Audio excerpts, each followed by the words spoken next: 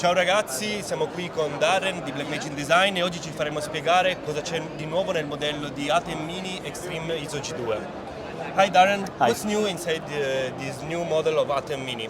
Let's talk about this. Yeah, this is a fantastic update to a very, very popular product that we already had, the Atem Mini Extreme.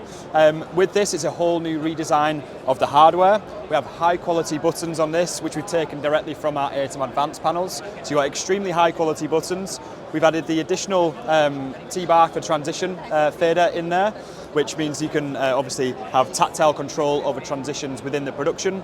But within this as well, you've got a bunch of new features, including things like the HDMI output for the audio interface. This now means that we can directly control all of the audio settings from our mixer directly from the panel and have a visual representation of that on the HDMI output. This is a dynamic display, so what that means is depending on what we want to control within the switcher, that will change the interface, and then the rotary dials on the hardware will also change their use accordingly within that.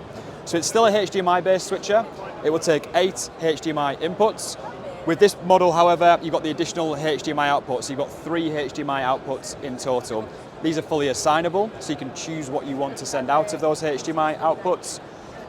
Another great feature is the fact that we have audio into this. We have XLR audio inputs and we have a MADI audio input. So the audio capabilities of this switcher are far more advanced than its predecessor.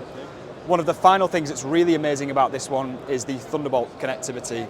So the Thunderbolt interface on this can be used in both directions. So we can send video out, so send the multi-view out via Thunderbolt or send the video program out via Thunderbolt, or alternatively you can bring video back in. So in this instance we're using it for our replay configuration. We can bring video directly from DaVinci Resolve via Thunderbolt and bring it into the Atem Mini Extreme ISO and generate replays on the fly using our post-production software.